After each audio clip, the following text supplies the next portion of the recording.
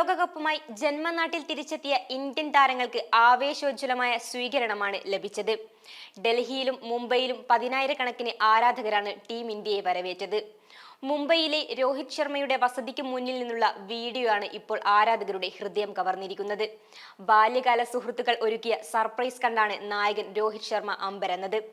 ലോക ജേതാവിനെ സ്വീകരിക്കാൻ T20 കിരീടത്തിനൊപ്പം രോഹിത്തിന്റെ പേരെഴുതിയ ടീഷർട്ടും എല്ലാവരും ധരിച്ചിരുന്നു. കാറിൽ നിന്നിറങ്ങിയ രോഹിത് ശർമ്മയെ സല്യൂട്ട് അടിച്ചാണ് ബാല്യകാല സുഹൃത്തുക്കൾ സ്വീകരിച്ചത്. കൂടാതെ ഇന്ത്യൻ നായകനെ എടുത്തുയർത്തി മാലയണിയിച്ചാണ് ഇവർ വീട്ടിലേക്ക് വരവേറ്റത്. ഇതിന്റെ വീഡിയോയും സമൂഹ മാധ്യമങ്ങളിൽ വൈറലാണ്.